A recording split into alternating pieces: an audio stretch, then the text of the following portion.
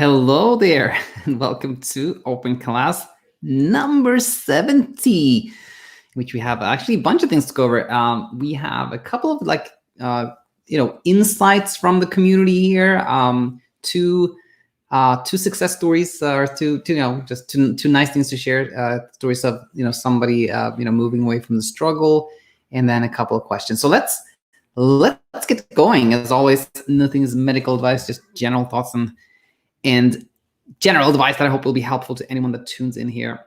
Okay, with that said, let me share my screen with you so that we can look at, first of all, actually, this is a comment from Ace Villy, aka Pexi. And what happened was, I think actually this was Ace or Pexi who had said in the comment section, like, sleep isn't important. And then Ernest said, well, it is in a way important because you feel better when you sleep better, and that's always often a little bit of a confusion. It can be conflicting there. That whole it's very similar to when somebody says, like, I slept better when I stopped caring about my sleep, and then somebody say, like, how can you do that? Like, everybody cares about their sleep, all right? But the way I look at that is like, it's kind of like the more important you think is, the more you want it, of course, the less you sleep. True. But it's also true that, of course, when you're sleeping well is the whole reason why we have this channel. So it became a little bit of a discussion there. And then Ace shared something that I thought was very, very helpful. And so he said the following: for anyone who's confused by my statement, sleep in itself is obviously important for health and well-being. It's when sleep becomes so important to get that you don't sleep. Here's a basic list of when people think sleeping is important. And by the way, Ace had he's one of the members of the community who had trouble sleeping for 15 years and got past it by basically just kind of letting go. And if you want to hear Ace or Pixie's full story, it is actually the first one in the Success Stories playlist. So you can check that one out. Now, here's what he said. Here's a basic list of when people think sleep is important: when they have a previous bad night and don't want another, after an active day, before important days or special occasions, for personal or professional obligations, if they're still awake for a while after getting into bed, when you want to look and feel good. Examples of when, what I call like more attachment, when it becomes more important. Here's a list of behaviors that make sleep more important: trying to force yourself to sleep, staying in bed late to max sleep, canceling or changing your day when you don't sleep, going to bed too early to get as much sleep as possible. I think this is a very nice list of things that highlight how when sleep becomes more important, when you're like more attached to it, you got to get it more, like it actually becomes much more difficult to sleep well. So I want to thank Pexi or Ace for this list. And I think it was actually the same day, Matt, who actually coincidentally is one of the people who sent the question today, sent a super nice, insightful comment. And he said the following: yeah, I'm really starting to realize trouble sleeping isn't like flipping a switch. It takes time to undo thoughts. Honestly, feels more like becoming more and more comfortable with the fear of sleeplessness until it finally fades away. And when those sleepless nights come, they no longer spiral into an ongoing problem. I think that these sentences were so well worded. So I want to thank Matt for this. And I want to spend just a little more time here to kind of like let this sink in, really, what Matt says, which is it's a classic expectation that I think Michelle talked about too, that when you start a program, you sort of are like, maybe you're hopeful, maybe you're new to the channel, maybe you're like, okay, I think you kind of think your progress will be something like this, but in reality, it is much more like this, until you completely kind of are detached, then you do really well. But until that point, it's very much up and down and very much non-linear, and it's much more a process of becoming okay, or being willing to have some fear, being willing to have some sleeplessness, rather than it going away, just like Matt says here. And but when you're on that path, of kind of being more okay with experiencing fear and sleeplessness, and it bothers you less, then you have less and less of it. So actually, let's read it again from Matt and then go on, because I think he said it much better than what I tried to say here. I'm really starting to realize trouble sleeping isn't like flipping a switch. It takes time to undo thoughts. Actually, what I do say is like, it becoming scared is a quick process, but becoming unscared takes time. Honestly, it feels more like becoming more and more comfortable with fear of sleeplessness until it finally fades away. And when those sleepless nights do come, they no longer spiral into an ongoing problem. We're all going to have those sleepless nights, but once you're okay and comfortable with the fear, it doesn't bother you as much. It doesn't become more than that. So thank you, Matt, for that. Very insightful. And now, Jordan, this was a message that I just saw, one of those that made me really smile. Jordan said the following: I'm not currently looking to enroll in a class, but I just wanted to reach out to Dr. Erickson and send my deepest thanks for your YouTube videos, especially Insomnia Insight number 292. I've had intermittent issues for a few years now, and after my latest bout with insomnia, this advice was exactly what I needed to center my outlook on. And I found myself falling asleep faster than ever these last few weeks. Thanks again for all you do. It's good to know that if I'm in a bind, your content is available to help us out. From Jordan. And of course, I got curious, like, what was 292? That was actually a episode where we talked about Linda, who had these, like, just about to fall asleep, and she became aware of falling asleep and then became wide awake. That hypnic awareness, and how she, just like hypnic jerks, she like became more, she became okay with experiencing it, stopped kind of researching it, and it faded away. And it was exactly what Jordan needed to hear at that time. So I'm very, very grateful for this, Jordan. It's personally, it's always so nice to hear these, to see these messages, but also so good to spread hope. Like, we can never have enough of that. All right, and here's another nice one from Casey. So Casey, I answered Casey in my last, no, it was together with Coach Michael, I think last Friday. So that would be open class number, that would be number 68. And Casey is actually a previous client of mine on BedTyme. She'd been doing really well for some months. Then she was pregnant. She came off an antidepressant, started having a little bit of trouble sleeping again, and I basically, I shared some tips last Friday, and this is what she replied today. Thank you so much for answering my questions in depth in this video. Honestly, just reaching help, getting a couple of reminders on things helped me so much! Exclamation mark. I've slept well the last 3 nights since reaching out. I realized that I needed to accept the hyper arousal if it crept in. And when it did again the other night, I just said, okay, I'm feeling a little anxious, and watched some TV until it passed. And then was able to go right to sleep. Then the following night, I found I didn't have any more hyperarousal. I'm pleasantly surprised how quickly I was able to get back on track and avoiding going down a rabbit hole of arguing with my thoughts, fighting inside insomnia. And I know there will always be nights of bad sleep, and that's okay. As long as I don't give them attention, I will go back to sleeping fine. My favorite quote is, you can't control what happens to you, but only how you react.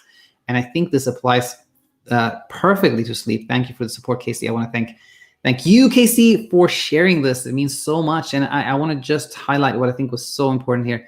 I realized I needed to accept the hyperarousal if it crept in. Classic. When you start feeling anxious, hyper-aroused, you're like, what's going on? And you're like, I don't want to have this. I need to go make it go away. That's when it becomes sticky. When Casey went, okay, I'm getting somewhat anxious, and that's okay. I'm not going to fight that. I'll watch some TV, do something I like. It goes away. Whenever thoughts are fleeting at baseline, when we try to stop thoughts, that's when it becomes sticky. So very well. As you can tell, a little bit of a different episode today, a little bit faster paced, and so far, not any questions. But here is the first question, and this is from Matt, who shared that very nice comment with us earlier. Let's read this. Hi, Daniel and Michael. Thought I'd ask a question here. So lately, I'm generally sleeping better, something like 7 hours per night, except now I wake up around 5 hours in. I'm awake for like 20 minutes, fall asleep for an hour, wake up for a bit, then sleep another hour. Before I had insomnia, I would sleep, and it would just be like 7 hours of nothingness or dreams until I wake up. I think part of this could be shifting my bedtime. For example, I now sleep around midnight to 1, while I used to sleep something like 4 in the morning until 9 due to onset insomnia. So at 9, I'd have to get out of bed anyway. But now 5 hours after 12 is 5 in the morning, and I now have more time to sleep. So I think my body could be readjusting to having more time, ? I know humans wake up multiple times per night, but I never perceived this before. It's like I've switched over from onset to maintenance insomnia. Just to rule out sleep apnea, this has never happened before the past few weeks. And it's not like I wake up short of breath. It's just kind of like weaving in between being conscious and unconscious. Just wondering if this is all hyperarousal and how I should handle it. I don't really want to be waking up at 5 in the morning. So if I keep kind of like relaxing, accepting the wakefulness, etc., will my body eventually let me sleep through the night? At first, I was really upset by the awakenings, but I've been calming myself and taking comfort in that the onset issues I was having has begun to fade. Still, it's frustrating waking up to complete darkness when I used to really like starting my day with sunshine breaking through the curtains. Thank you again, guys. Okay, so Matt, oh, here we have Melena's here. Hi, Melena. Let us actually let's jump in and see what Melena has to say here right away. Daniel, the last 3 nights have been a little weird. First night of 3, I wasn't falling to sleep, and my brain all of a sudden went to this analyzing mode. I felt my heart starting to pump a little. Then I almost talked to my brain saying, why are you starting to fear? You know better. It goes to show how the brain is always out trying to alarm us. And I noticed myself telling myself, no, don't have those thoughts. But then I said, no, I'm wrong. I'm starting to forget about sleep because I started sleeping better. So sleep was no longer in my radar and has not been for a while. Anyway, I told myself, fine, I'll be tired and I'll be fine. I've been fine. I'm fine. 2 weird days, but didn't want to change anything. I'm sleeping fine. Should we be okay? Should we be okay with fear? You said. Melena, I think this is such an important question, and basically it's very similar to what happened to Casey. Very similar to what happened to Casey, and it is not complicated. Fear, anxiety, worry, hyperarousal. It's all the same. It is. We will always have anxiety. The brain will always try to alarm us and worry us. It is when we don't want to hear, when we want to push that away, when we're like, I'm not going to hear it. I don't want to hear it. I don't want to acknowledge that I'm feeling this way. That's when it gets sticky, because that's when the brain goes like, you really need to hear this, but I don't want to hear it. You really need to hear this. So it's really helpful to be like, okay, I understand that you're trying to warn you, and if the brain is warning you of something specific, like you're not going to sleep tonight, then really the most powerful thing is to be like, okay, I hear what you're saying. You're saying I won't sleep tonight, and I'm going to actually imagine that. I'm going to imagine that I don't sleep tonight, even if that's really scary. Then, if you're willing to go where the brain is trying to warn you about, then you're truly telling the brain that I'm listening. I'm listening. I'm willing to hear this, and then just like what happened to Casey, then the brain is like, oh, she's listening. Then I don't need to warn her. So I think that's always the way, Melena. Absolutely. Cool. So back to Matt. This is a very common question when there is sort of this change, like, okay, I had trouble falling asleep. And in Matt's case, he actually worked with Matt in BedTyme as well, doing better. And then there's some shift in bedtime, shift in work schedule. And now instead of having trouble sleeping, Matt wakes up, 5 hours in, is up for a while, fall back asleep, a little bit kind of superficial sleep towards the end there. And then is like, what's going on here? What could this be? Should I change anything? I would like to wake up when it's, when the sun comes up, etc. And Matt is also asking, is this just hyperarousal? What's going on here? Or could it be something else? I think this is what I call baiting. Like the brain is kind of baiting you. It's like, hey, Matt, maybe there's a problem here. Maybe you should look into this. Maybe it's kind of like trying to get you to believe that there is a problem that you should do something about. It's again, like the brain is the survival machine. So it is particularly when you've had trouble sleeping, it is kind of often for a while on the lookout for trouble sleeping, because again, it's like once, being awake at night has become a threat, the brain will kind of for a while look out for that threat again. So I think what I hear here is the classic baiting of the brain. Like it tries to get you to do something, but it is when you take the bait that you are really in trouble, because then you are moving towards the rabbit hole again. You're trying to tweak things, change things, etc. I think, my standard thing here is like, how do you know it's 5 a.m.? Or how do you know it is 5 hours after you fell asleep? Maybe you are checking the time. In that case, I would say that is always so powerful to not know what time it is. Maybe it is just your estimation, your guess, your perception. If that's the case, I would say just throw some real doubt on it. Like, how do you know it's 5 hours or not 3 or 2 or 6 or, how do you know that? And when you move away from even taking note. Another thing in Matt's message was that the time was mentioned very many times, like 5 to 9, 9 to 12, 12 to 5 hours, etc. Going that timeless way where you're like, yeah, I have to be up at this time, and I'm going to stop checking the time or not be aware of the time overnight. That is super helpful. I think, whenever someone is like, what do you think of this? Could this be hyperarousal? The answer is like always yes. Yeah, hyperarousal is always the culprit. And then and Malena, I'll bring up your comment in a second here. Just want to finish Matt's question. And yes, we talked about this, I think. And then Matt actually said in a different message, awesome. When I said I would comment on this, awesome. I'm looking forward to it. To be honest, I've been becoming more detached from sleep lately. So I was wondering if I'd even ask, but I'm curious. So I think this made me really happy, Matt. I can tell it too from your messages and from your interaction on the channel. So super, super excited for you becoming more detached. And okay, Malena says,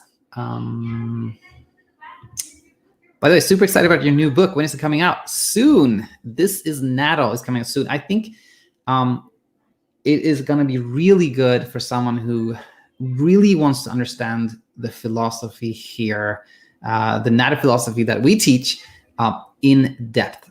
For anyone that's kind of new to the channel and wants, more guidance, towards sleeping well, I think Set It and Forget is still going to be much better. But this is going to be kind of like, if you really want to go deep, This is Natto is going to be available soon. I'm going to announce it, but probably in a week or two. Very well. Now, we have another question which kind of came in a little bit different way than questions typically do, which is through our form. Anybody has a question, you can go to the sleepcoachschool.com, and at the top you'll find a form where we can leave questions. So Neil was a guest recently and he did a fantastic episode here sharing his journey. And then Bijal actually reached out to Neil, and Neil said, is it okay if I share this with Daniel? And he said, okay. So here it is. So let's read this. Hi, Neil. This is Bijal from Daniel's channel. I found your interview inspirational. My insomnia started suddenly, June 2020. I know it's not as long as yours, but oh my gosh, it's so debilitating. After a gradual reduced sleep over a month, that's sleepless nights, I started to get hypnic jerks and couldn't sleep unless I started meds.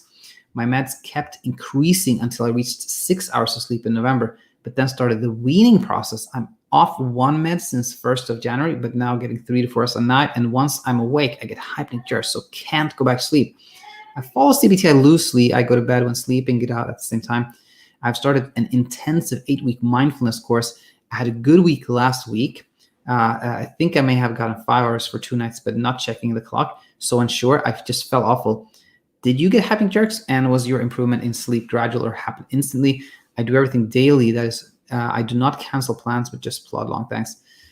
Neil may have answered Bijal separately here. And I don't think, when I talked to Neil, I don't remember talking so much about hypnic jerks. So I don't know this, but what we really can learn here, and I hope this helps you, Bijal, and everyone else, is that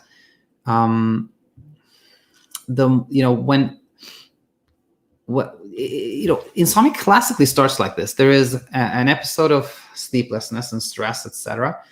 And then there's an initial attempt at like trying to do something about it, which often includes medications. And so you take a medication, maybe second one, and that can lead you into what I call the cave, or some sense of safety, where like, okay, so the thing, what happens with insomnia is that the brain has started to think that being awake at night is like this threat, this grizzly bear, this thing that can harm you and hurt you and things like that. You got to get away from it.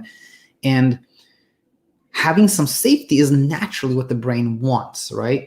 So, when you take a sleeping medication, sleeping pill, those are always sedating, they make it a little bit harder to form thoughts.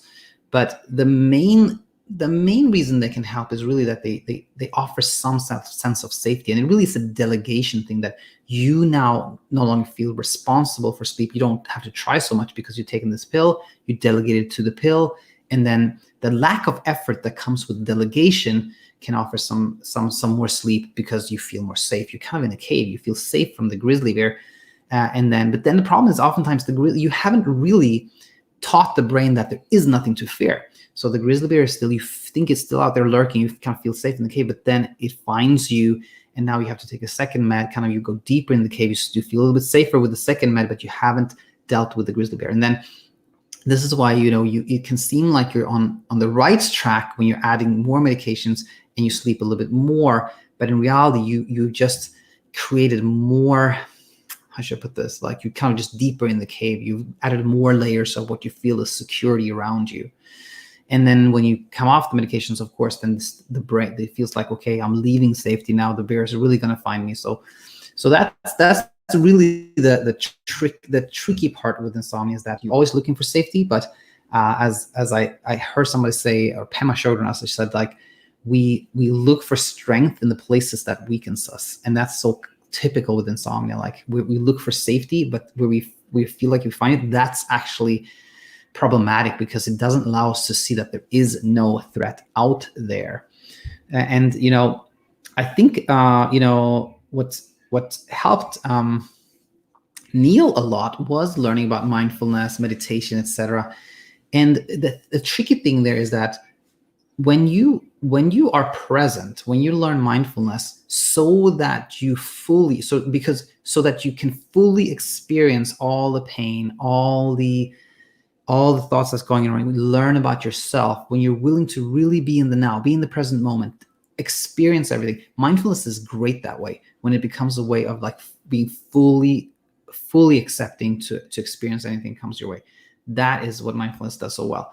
But when you attach an outcome or a goal to anything, really, it becomes very problematic. So if you do mindfulness, if you learn about mindfulness so that you can become more calm, so that you can sleep better, then it again becomes the cave. You're looking for safety again.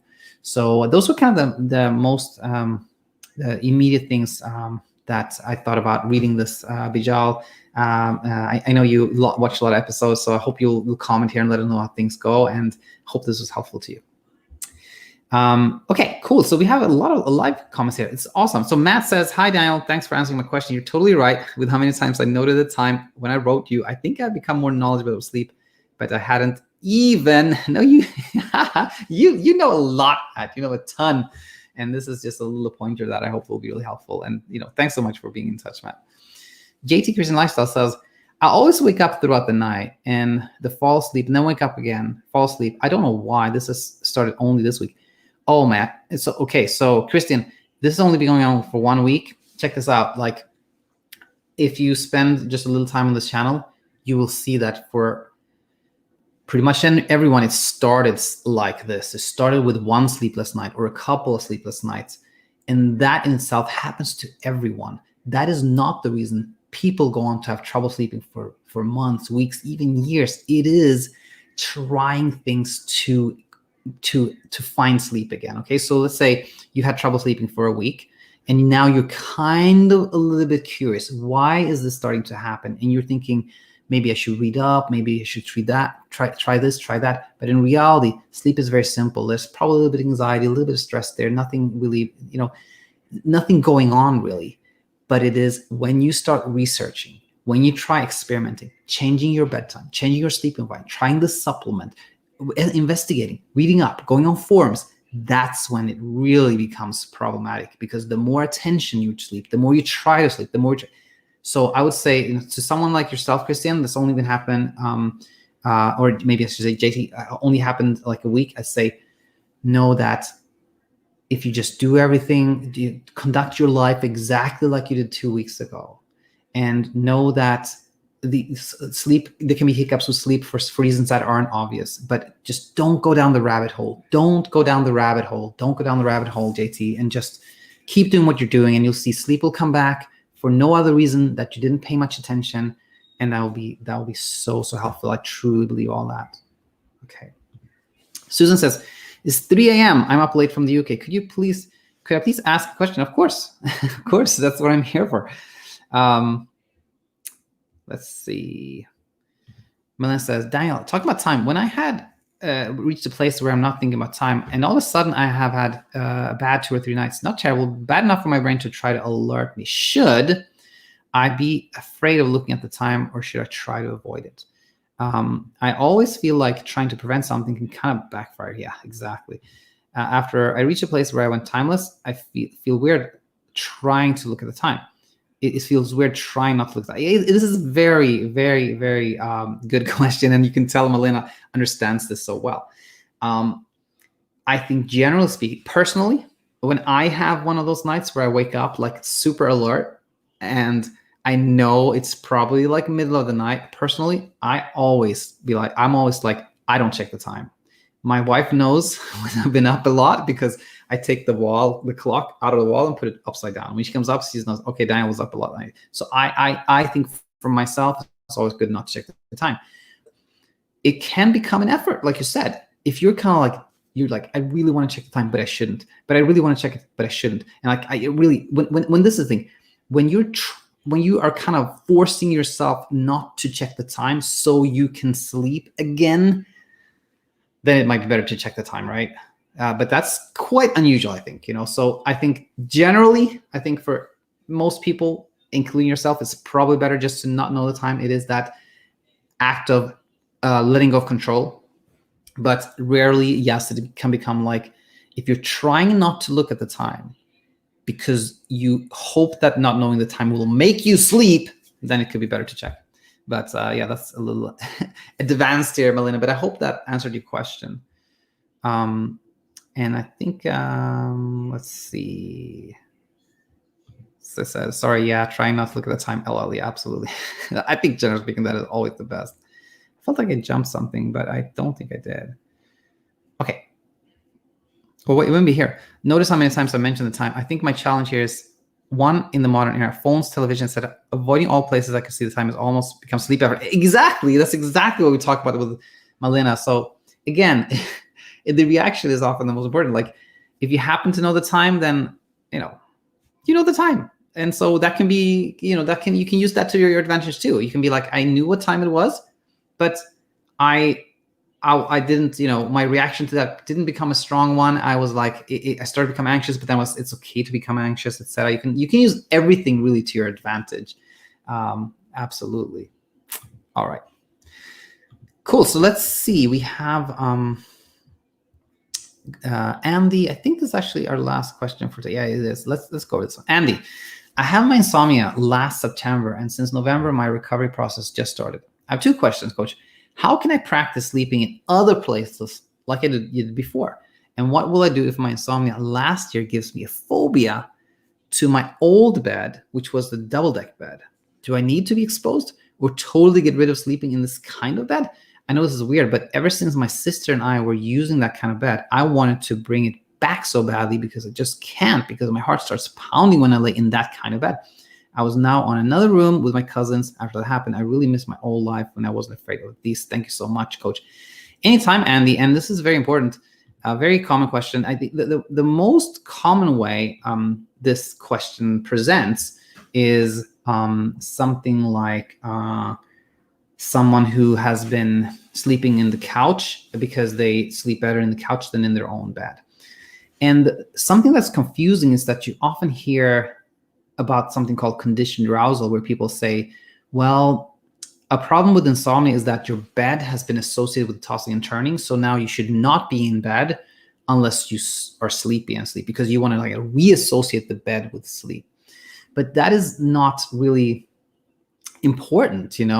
The bed, strange as this may sound, Andy, it is not. The bed is actually completely innocent. The linens, the pillowcase, that is not where insomnia comes from. Insomnia comes from being afraid of being awake. And it comes from being afraid of being awake.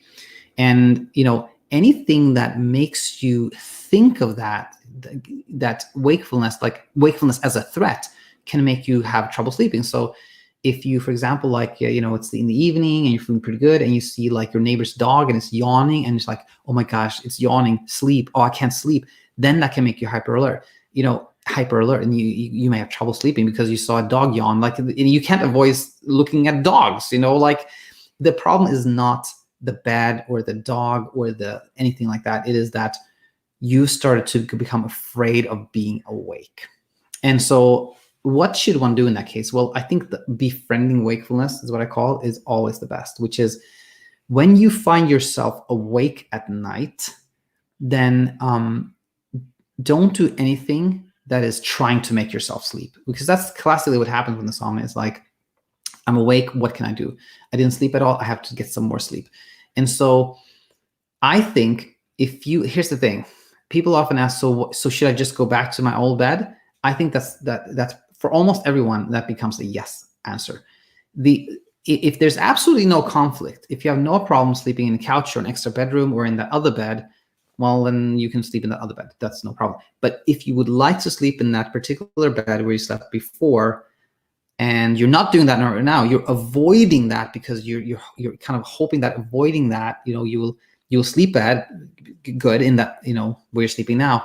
Well, you're creating more and more like pressure, more and more unhelpful thoughts, more and more entanglement. So I think for most people in your spot, Andy, the best thing to do is like, go back to that bed that you face the fear. Go to the bed where you think you can't sleep, and do those things where you don't know what time it is, you don't monitor your sleep, you're in your bed, and you do something that you like to do, and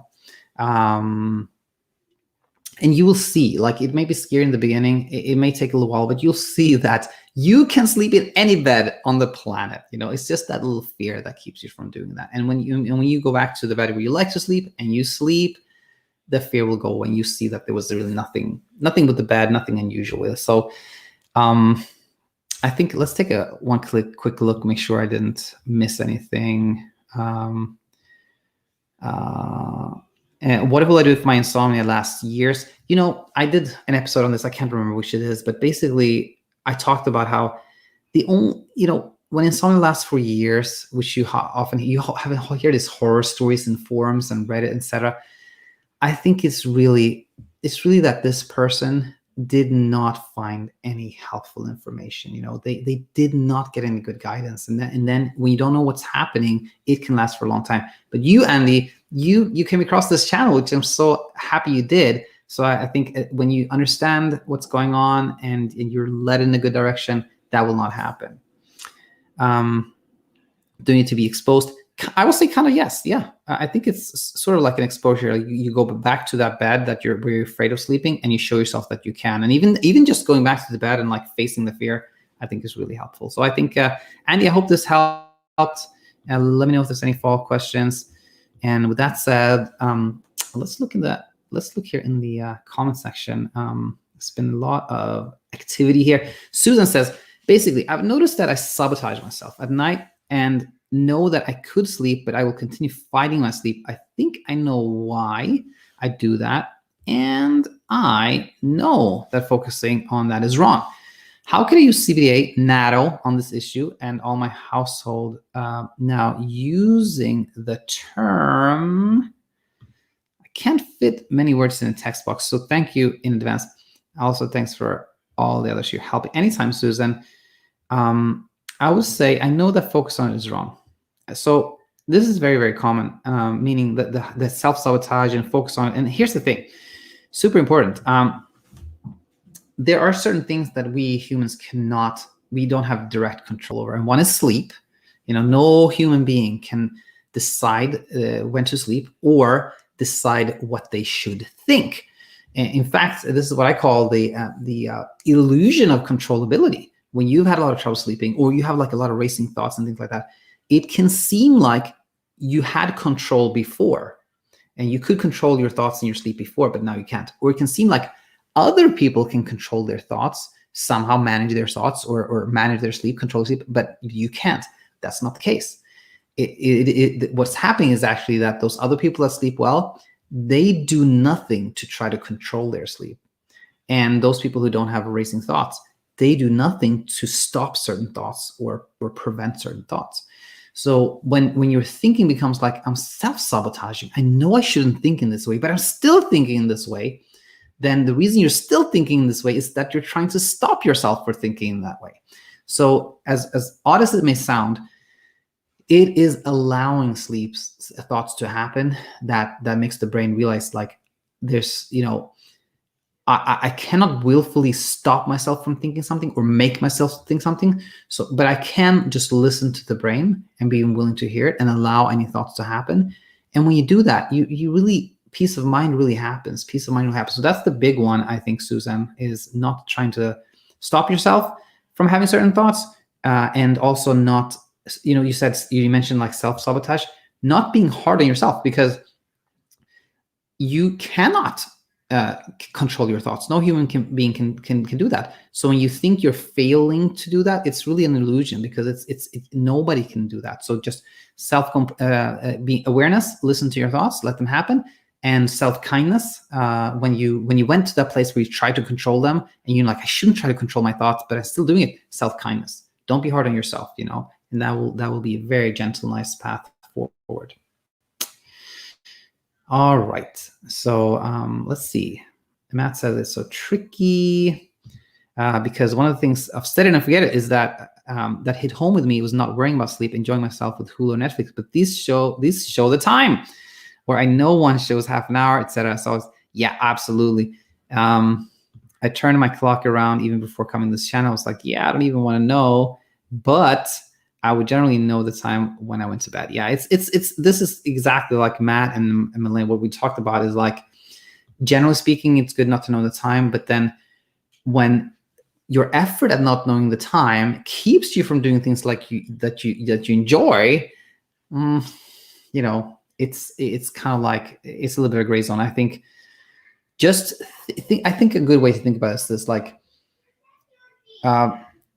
if you're doing something and in the following day you're like, dang it, because I did this, I didn't sleep well, then there's effort there. So in Matt's scenario, for example, if you're like, oh no, I checked the time and now I can't sleep, then maybe it's good to actually check the time because there's so much attached to it, or like something like that. So I think it's a tricky one, but avoiding things you enjoy doing, I think, is actually probably more unhelpful than knowing the time. So if it's a choice between like watching some Netflix and probably know what time it is, or doing something I don't like but not knowing the time, I would choose Netflix any day. All right. Melissa says, so when I had sleeping in the past, I never looked at the time. However, I reached a place of being confident and timeless. I didn't care. However, last couple of nights struggling, I've been trying to avoid it. However, I do feel better not reaching the time, but I understand that if I check the time or not, it's going to make me fall to sleep. I still lay there with acceptance, and I just eventually will fall asleep. Yeah, I think for Melina here, let's see, because I have all my education. I know how I got this place. I want to implement the same techniques now. However, it's actually helping me, or am I backtracking? Sorry, Daniel. No, it's the same discussion here. Like, I think the key thing here, which I think applies to you, Melina, and a lot of people, is that getting to a place where you sleep well was actually not because you implemented particular techniques, but that you let go. And it can be confusing actually. After you're like, okay, I had a lot of trouble sleeping, and it can seem like I did this and then I slept better, but it was actually, I stopped doing things, I let go, I was more okay with being awake. That led me there. There was the lack of effort that led you to sleeping better.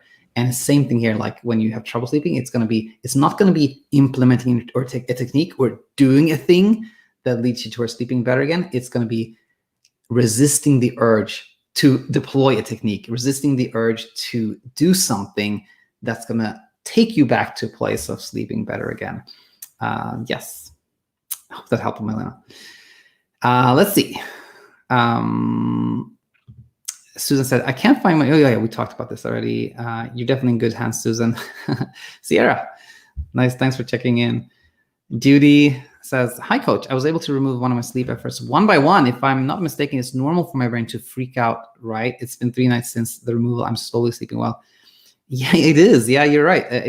I call that kind of an extinction burst, when the brain has been like trying to really get your attention and saying like, you should do this. What if this happens? You should do. And when you kind of remove efforts and you're like, no, I'm going to do less, then initially often the brain goes like, what do you mean you're going to do less? You should do more. So it kind of that reaction from the brain that can lead to a little more trouble sleeping as you reduce efforts. completely expected. Yes, absolutely. I meant thank you. Okay, no, anytime. Sierra says no problem. And Matt says, thanks again for answering my question. That always much appreciated. Anytime.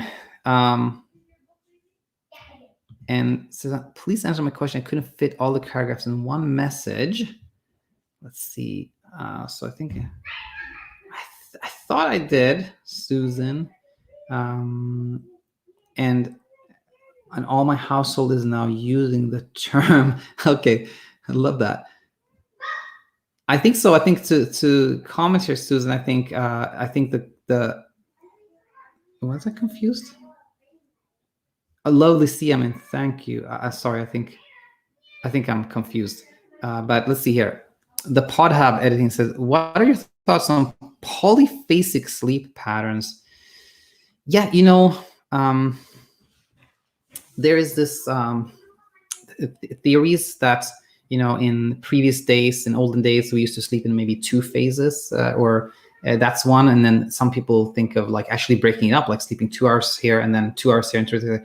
I think that's very, very unpractical. I've never come across anyone who can do that multiple times of sleep during the day. I don't actually believe that is helpful to anyone, or that anyone can really do that for a long period of time and feel good. And the idea that we sleep in 2 phases, I don't believe in it, because when you look at people in, let's say, in Tanzania or Namibia, Bolivia, something like that, where people live in this hunter-gatherer type societies, and you check their sleep pattern, they also sleep in one chunk, and there's no artificial light, no industrial revolution there. So I think really humans are pretty much designed to, I mean, not that you can't sleep in a different way, but our kind of default way of sleeping is to have like one chunk of sleep at night, is my belief there. Milena says, it's kind of the same thing with sleep medication. If I take it, it's okay. If not okay, kind of like this, right? If I look at the time or not, just have it. Yeah, exactly. It's exactly that. It's like, it makes total sense, Milena. And so it's like, if somebody takes, let's say somebody really doesn't want to take their sleep medication, but they do, and they think, oh my gosh, I've sabotaged myself. What am I going to do? Why did I do this? Like go into self-blame, self-judgment, etc. Then it becomes a problem. But if somebody takes their sleep medication, things like, oh, I did that one time and I didn't want to take it, but that's okay. It came from a place of self-compassion, and don't give it more thoughts. No self-judgment, just self-compassion. No problem. Same thing. Absolutely. Susan said the focus on that was wrong. I actually fight even going to sleep, even though I do want to sleep. How could I CBTI Nado? Yeah. So I think focus on it is wrong. I actually fight even to go to sleep, even though I do not. Even if I do want to sleep, how can I? The thing I want to say is, any type of struggle, like there is. When you have trouble sleeping, it seems like there is something that there is something you can sort of overcome, or you can do something in a certain way so you can sleep. And it is really only when you see that there is no opponent, when you completely abandon the fight, when you don't even think of it as a fight, when you realize that there isn't, there's nothing going on in a way, that's really helpful. And then as for the focusing part, I would say that you can't control your brain or make it think or make it not think anything. So just allowing thoughts to happen without any judgment, that is really, really helpful, Suzanne. Okay. Melina, even though we graduated, the mind still plays trick on us. Totally right. All right. So we'll end there. Thanks so much, everyone. And I'll see you real soon. And